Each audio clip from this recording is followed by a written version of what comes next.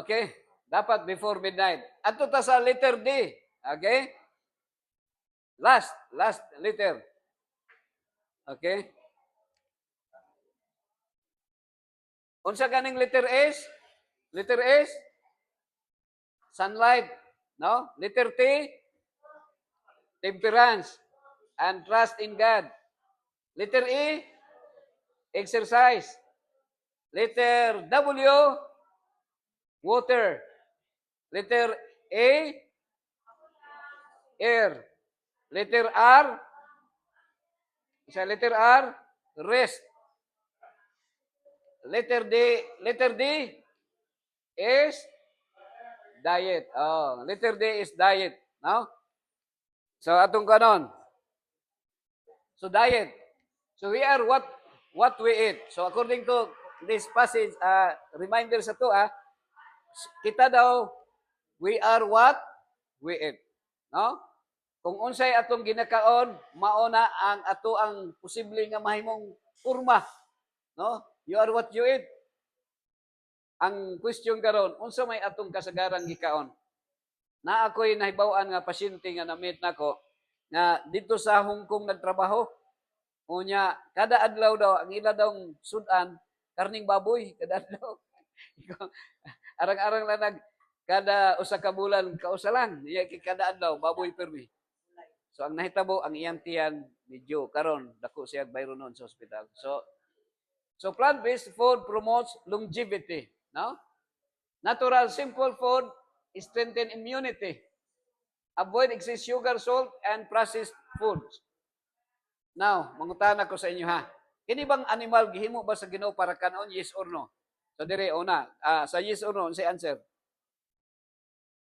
Oh, no, ikaw yes, no. No, ikaw yes or no? Oh, no. So ang ikaw Maria, unsay answer ni Maria? Ang animal ba gihimo ba sa Ginoo para kanon? Yes or no?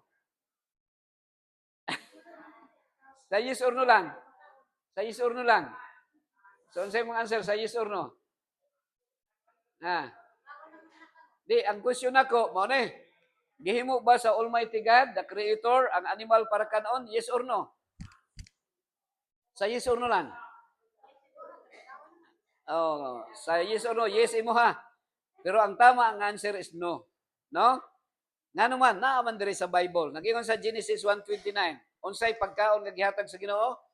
God said, "See, I give you every seed-bearing plant that is upon all the earth, and every tree that has seed-bearing fruit, this shall be yours for food." So, unsa daw ang pagkaon na gihatag sa Ginoo sa tuwa? Mga tanom nga nailiso, ug mga kahoy nga naibunga, aron alang kaninyo mahimong kalanon. So, ang gihatag rin sa Ginoo nga kanon nato mga igsoon, dili mananap, dili animals, no?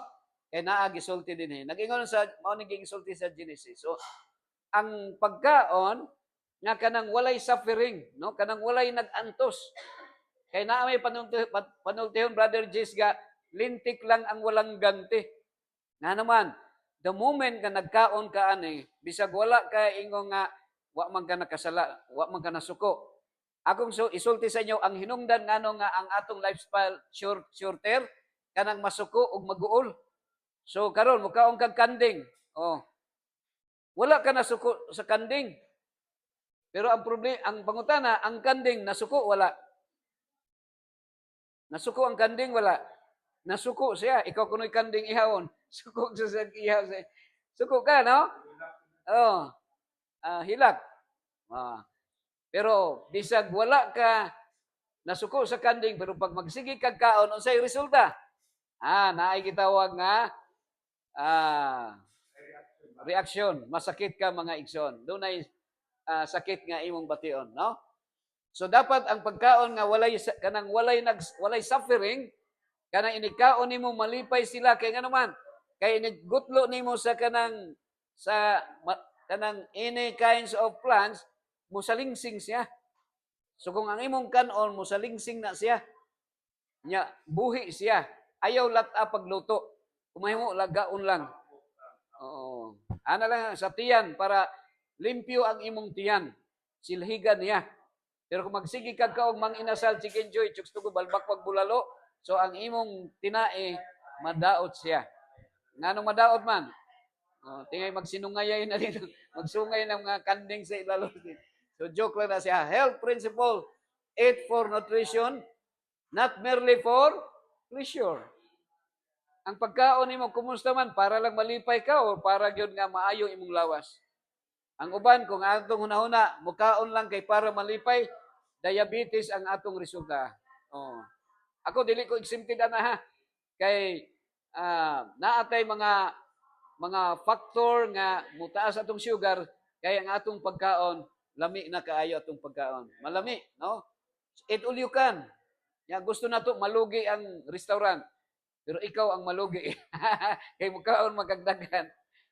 Mana siya, kan. Okay, anak ko'y gitanong diri, Jisboy, butangan na pa na ko nag-abuno. Kuha ni siya, kanang breadfruit. Katilo na mo breadfruit? Kulo ni siya mga igsoon.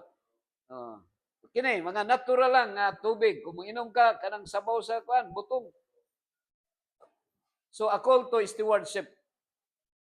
God's health plan is simple, natural, and holistic. Steward reminds us health is a sacred trust. Caring for the body honors the Creator. So true health prepares us for service and mission. According to 3 John verse 2, Beloved, I wish above all things that thou mayest prosper and be in health, even as thy soul prospereth. So, hinumduman ta mga igsoon, nga kinahanglan ta magmauswagon, dili lamang sa physical nga pagmauswagon, sa panglawas, kundi sa spiritual ka mapauswagon. So, kung naaman tayo physical healing na atong gidesire, ang labaw sa tanan, spiritual healing nga muhatod sa kinabuhing walay katapusan. Okay, so magampo ta, Brother Kalibod, dalay ko nga Dios, amahan namo nga nakasalangit. Salamat amahan sa imong dakong gugma namo sa kinabuhi nga imong gihatag ug among gipahimoslan hangtod karon. Inaad katong mga pulong makabaton og luna sa tagsa-tagsa namo ka mga kasing-kasing ug magkinubuhi kami sumala sa imong kabubuton. Salamat sa reminder kanamo nga kami pinayalan lamang nining kalibutan na. Kami mga stewards sa imong mga butang.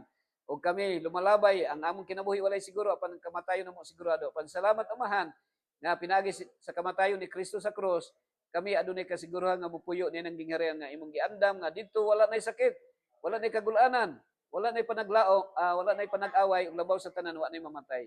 Samtang buhi pa kami amahan, gamita lamang kaming instrumento sa imong gugma nga mahimo kaming panalangin sa uban. Gitugyan namo ning tanan sa ngalan ni Kristo nga among manluluwas. Amen. Okay, God bless everyone. Nakay question, brother? Ha?